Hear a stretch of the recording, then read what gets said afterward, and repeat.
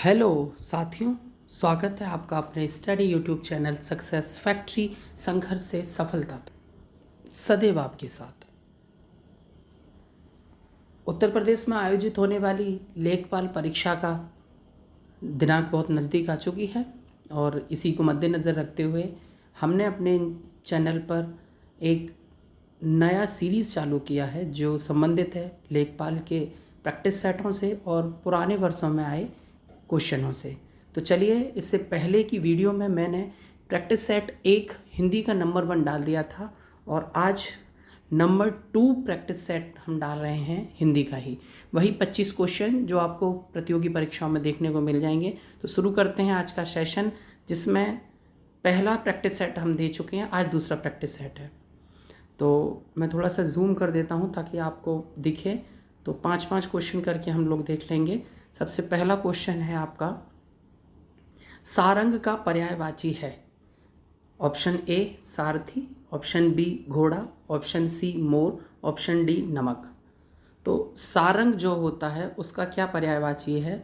तो सारंग का पर्यायवाची घोड़ा और नमक दोनों में से एक, माफ़ कीजिएगा, घोड़ा और मोर दोनों में से एक हो सकता है। हालांकि सारंग के और भी बहुत सारे पर्यायवाची हैं, पर अकॉर्डिंग टू ऑप्शंस के अनुसार हम चलें तो घोड़ा या मोर दोनों में से एक सही हो जाएगा।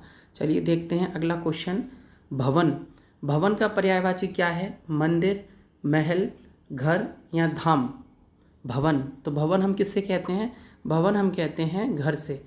तो जो घर होता है वो भवन होता है। तो भवन का पर्यायवाची क्या है? घर। क्वेश्चन नंबर 2 में ऑप्शन सी सही है।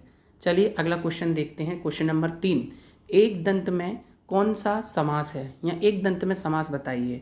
बहुब्रीहि समास, तत्पुरुष समास, द्वंद्व समास या द्विगु समास। तो एक दंत का नाम लेते ही आप लोग ये समझ रहे होंगे कि इसमें संख्या दे रखी है और संख्या होने के नाते ही द्विगु होगा, पर नहीं, यह द्विगु नहीं होगा क्योंकि संख्या के साथ साथ इसमें बहुब्रीहि समास लग रहा है। एक दंत बोलते ही जब आप किसी अन्य वस्तु का ध्यान लगा लें, जैसे एक दंत बोलते ही गणेश का ध्यान आ जाता है, तो वहाँ बहुब्रीहि समास का प्रयोग होता है। नीलकंठ बोलते ही शिव का ध्यान आ जाता है, तो वहाँ बहुब्रीहि समास का प्रयोग होता है। ठीक है, द्विगु का प्रयोग यहाँ नहीं होगा। तो क्वेश्चन नंबर 3 में ऑप्शन नंबर ए सही है। एक दंत का समास जो बनेगा वो बनेगा बहुब्रीहि। चलिए देखते हैं अगला क्वेश्चन। अगला क्वेश्चन है, कन्यादान में समास बताइए। कन्यादान अर्थात कन्यादान में कौन सा समास है? तत्पुरुष समास है। ठीक है, ऑप्शन नंबर बी सही है। क्वेश्चन नंबर 4 में कन्यादान में कौन सा समास है? तत्पुरुष समास है। ठीक है, चलिए अगला क्वेश्चन देखते हैं। अगला क्वेश्चन है, मनः धन बल की सही संधि क्या होगी? मनः, क्योंकि पीछे 2 विसर्ग लगे हैं तो इसको हम मनः धन बल पढ़ेंगे तो संधि क्या बनेगी? मनोबल। विसर्ग का ओ में परिवर्तन हो जाता है। ठीक है, तो क्या बनेगी संधि? संधि बतेगी मनोबल की मनोबल, मनः धन बल। तो क्वेश्चन नंबर 5 में ऑप्शन नंबर ए सही है। चलिए अगला क्वेश्चन देखते हैं। मैं थोड़ा सा और जूम आउट करता हूँ। क्वेश्चन 5 हम सॉल्व कर चुके हैं। अब क्वेश्चन नंबर 6 से देखेंगे। क्वेश्चन नंबर 6 से क्वेश्चन नंबर 12 या 13 तक। क्वेश्चन नंबर 6, प्रति धन एक की सही संधि है। प्रतीक, प्रत्येक, प्रतीक या इनमें से कोई नहीं। तो प्रति धन एक, इसकी संधि क्या बनेगी? इसका सही ऑप्शन है ऑप्शन नंबर बी। प्रति धन एक में प्रत्येक संधि है और संधि कौन सी हो रही है? तो यहाँ यण संधि हो रही है। तो प्रत्येक में संधि यण संधि, और कैसे बनेगी? प्रति धन एक प्रत्येक। तो ऑप्शन नंबर बी सही है क्वेश्चन नंबर 6 में। चलिए क्वेश्चन नंबर 7 देखते हैं। गोदान प्रेमचंद का कौन सा उपन्यास है? तो निम्न में से प्रेमचंद का कौन सा उपन्यास है? तो प्रेमचंद का उपन्यास है निर्मला। निर्मला ऑप्शन बी पर है, तो option number B question number 7 में सही है। चलिए अगला क्वेश्चन देखते हैं। मैला आंचल फणीश्वरनाथ रेणु की पुस्तक है विस्तार। विस्तार का विलोम शब्द क्या है? संक्षेप, छोटा, बड़ा या लघु। ये ध्यान रखिएगा कि यदि विलोम शब्द हमें जिस भी भाषा में पूछा गया हो, मतलब तत्सम में या तद्भव में, तो उसी भाव के अनुसार हमें विलोम शब्द चुनना होता है। तो विस्तार का मतलब होता है किसी चीज़ को बढ़ा देना। तो विस्तार कर देने का जो विलोम शब्द होता है क्वेश्चन नंबर 8 में, तो वो होगा संक्षेप कर देना। किसी चीज़ का संक्षेपीकरण कर देना, मतलब कम रूप में दिखा देना। वही बड़ा होता तो हम छोटा लगा देते, और छोटा होता तो हम बड़ा लगा देते, और गुरु होता तो हम लघु लगा देते, क्योंकि यहाँ जो शब्द है वो विस्तार प्रयोग हुआ है, तो इसलिए विस्तार का जो विलोम जाएगा वो ऑप्शन नंबर बी संक्षेप जाएगा। चलिए क्वेश्चन नंबर 9 देखते हैं। क्वेश्चन नंबर 9 में दे रखा है मिथ्या का विलोम शब्द कौन सा है। मिथ्या माने होता है झूठा होना, तो उसका विलोम शब्द क्या हो जाएगा क्वेश्चन नंबर 9 में? सत्य। मिथ्या का सत्य होना। क्वेश्चन नंबर 10 देखते हैं। क्वेश्चन नंबर 10 में दे रखा है इनमें से पुल्लिंग शब्द छांटिए। तो इनमें से कौन सा पुल्लिंग है? कपट पुल्लिंग है, मूर्खता पुल्लिंग है क्या, घटना पुल्लिंग है क्या, या ये सभी पुल्लिंग है? तो कौन सा पुल्लिंग है इसमें से? क्वेश्चन नंबर 10 में बताइए। क्वेश्चन नंबर 10 में ए पुल्लिंग है, मतलब कपट जो है वो पुल्लिंग है, क्योंकि मूर्खता होती है, ठीक है, घटना घटती है, जबकि कपट होता है, तो जो कपट है वो पुल्लिंग का भाव दर्शाता है। तो क्वेश्चन नंबर 10 में ऑप्शन नंबर ए सही है। अगला देखते हैं क्वेश्चन नंबर 11। पुस्तकीय शब्द में कौन सा प्रत्यय है, या प्रत्यय बताइए। ईय, किए या ईय। तो 11 क्वेश्चन में पुस्तकीय में जो प्रत्यय पीछे से जुड़ा हुआ है वो पुस्तक में ईय प्रत्यय जुड़ा हुआ है, और ईय प्रत्यय भी कौन सा वाला जुड़ेगा? ईय प्रत्यय भी ये वाला जुड़ेगा बड़ी ई की मात्रा के साथ, पुस्तकीय, ठीक है, जैसे नाटकीय ऐसे करके। Question number 12। व्यवस्था शब्द में कौन सा प्रयुक्त उपसर्ग बताइए। व्यवस्था में कौन सा उपसर्ग लगा है? तो व्यवस्था उपसर्ग माने होता है जो शब्द के आगे वर्ण लगकर या शब्द के आगे छोटा शब्द लगकर उसका भाव बदल दे, तो उसको बोलते हैं, हम क्या बोलते हैं? उपसर्ग। और प्रत्यय हमेशा शब्द के पीछे जुड़े होते हैं। तो इसमें पूछ रहा है कि व्यवस्था के आगे क्या जुड़ा हुआ है, तो उपसर्ग क्या है? क्या वी उपसर्ग है, क्या स्था उपसर्ग है, क्या वा उपसर्ग है, या व्यव उपसर्ग है? तो व्यवस्था में जो उपसर्ग होगा वो उपसर्ग होगा वी। क्वेश्चन नंबर ए सही है, क्योंकि अगर हम इसकी संधि विच्छेद करने की कोशिश करेंगे तो ये बनेगा वी धन अवस्था, अर्थात व्यवस्था। तो वी धन अवस्था, तो ये संधि जुड़ेगी वी धन अवस्था, ठीक है।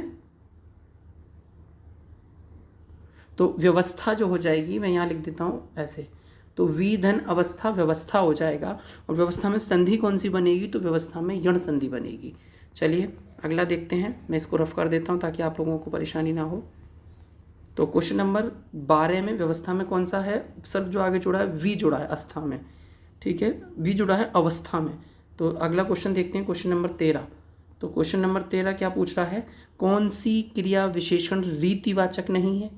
रीत मतलब किसी काम को करने का तरीका रीत कहलाता है।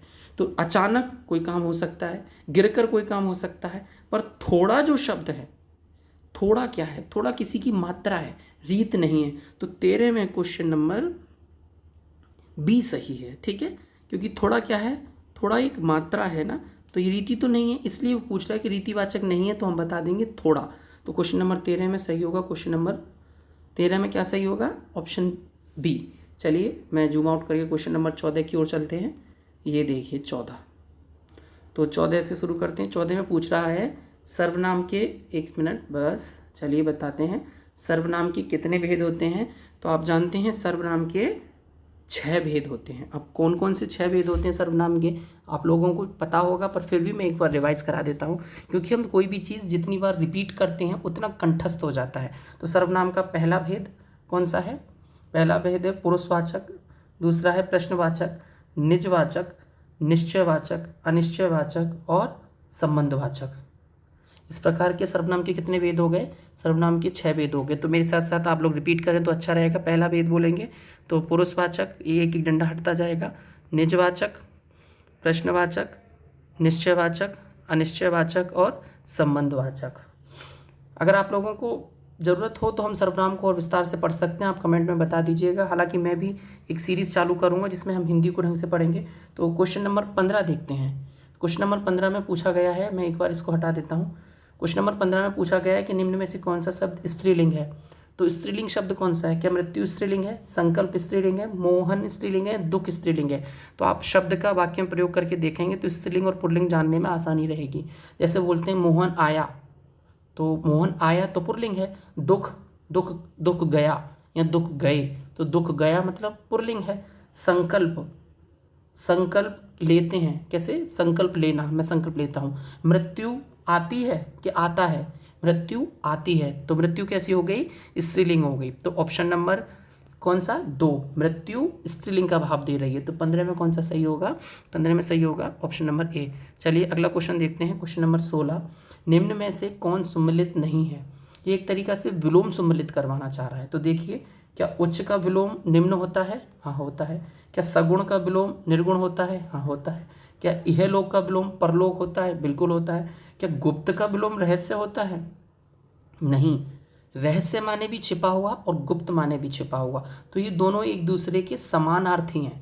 रहस्य और गुप्त पर्याय हो सकते हैं या समान हो सकते हैं, पर इस पूरे सेट में सेट नहीं बैठ रहे, इसलिए क्वेश्चन नंबर 16 का जो आंसर सही होगा वो ऑप्शन नंबर बी होगा, क्योंकि गुप्त और रहस्य दोनों एक से हैं, बल्कि बाकी सब एक दूसरे के विलोम हैं। चलिए चलते हैं अगले क्वेश्चन की ओर, क्वेश्चन नंबर 17 से। मैं एक बार इसको ऊपर कर देता हूँ, 17 से लेके और लास्ट जितना भी आ जाता है 20 तक देख लेंगे, ऐसा कोई नहीं है, थोड़ा सा बड़ा कर देते हैं हम। चलिए क्वेश्चन नंबर 17 से शुरू करते हैं, जूम आउट। हाँ, क्वेश्चन नंबर 17 क्या कह रहा है, निम्न में से किस शब्द की वर्तनी शुद्ध है। तो ये वर्तनी वाले जब तक आप प्रैक्टिस नहीं करेंगे लिख के तब तक नहीं हो पाता है। तो इसमें से क्वेश्चन नंबर 17 का आंसर नंबर ए सही है। कौशल्या ऐसे ही लिखा जाता है, ठीक है। का पे 2 मात्रा और शा ये वाला बनेगा। अगला क्वेश्चन देखते हैं, क्वेश्चन नंबर 18। 18 क्या पूछ रहा है, निम्न में से किस शब्द की वर्तनी शुद्ध है। यह भी वर्तनी शुद्ध वाला ही है। तो देखिए कैसा लिखा हुआ है, रचयिता, रचयिता, रचता या रचयिता, तो ये रचना करने वाले के लिए यूज हुआ है शब्द। तो 18 में जो सही है वो बी सही होगा, रचयिता। चलिए अगले क्वेश्चन की ओर चलते हैं, क्वेश्चन नंबर 19 है, जिसमें मुहावरा पूछा गया है, बात बढ़ाना। बात बढ़ाना मतलब झगड़ा करना या विवाद, झगड़े को ज़्यादा तूल पकड़ाने को ही बोलते हैं, ठीक है। क्या बोलते हैं कि बात बढ़ा रहा है,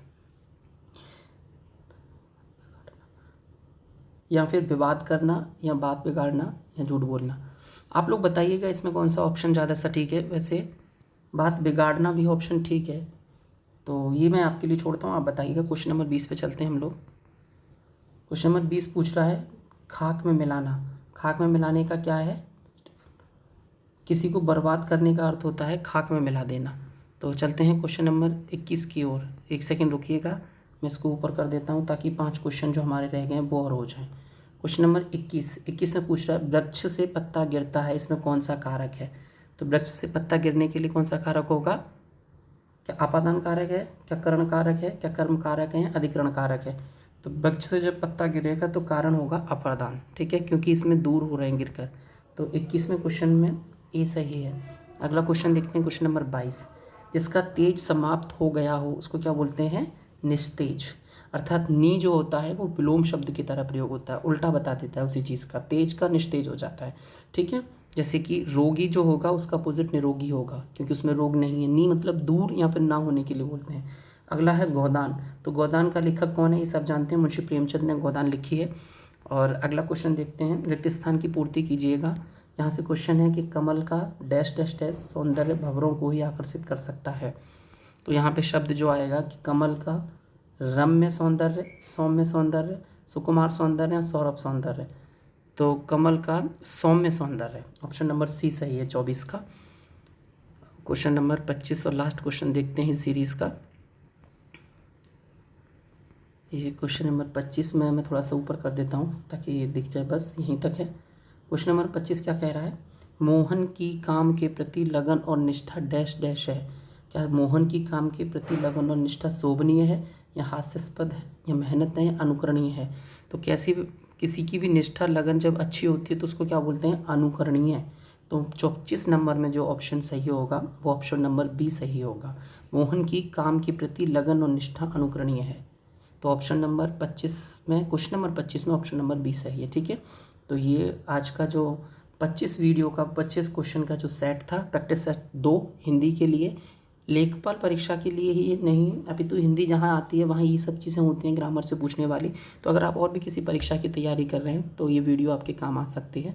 किसी न किसी परीक्षा में एक आध क्वेश्चन इसमें से आपको ज़रूर मिल जाएगा, और 1-2 क्वेश्चन की वैल्यू बहुत होती है। चलिए आज की वीडियो यहीं ख़त्म करते हैं। वीडियो अंत तक देखने के लिए बहुत धन्यवाद। अगर आपको सेशन अच्छा लग रहा हो तो आप हमारे चैनल को सब्सक्राइब कर सकते हैं, वीडियो को लाइक कर सकते हैं। एक बार पुनः वीडियो अंत तक देखने के लिए बहुत धन्यवाद। और हाँ, तैयार रहें और वीडियोस के लिए। अभी हिंदी के प्रैक्टिस सेट चलेंगे, फिर सामान्य ज्ञान चलेगा, फिर ग्रामीण परिवेश चलेगा, फिर गणित चलेगा। चलिए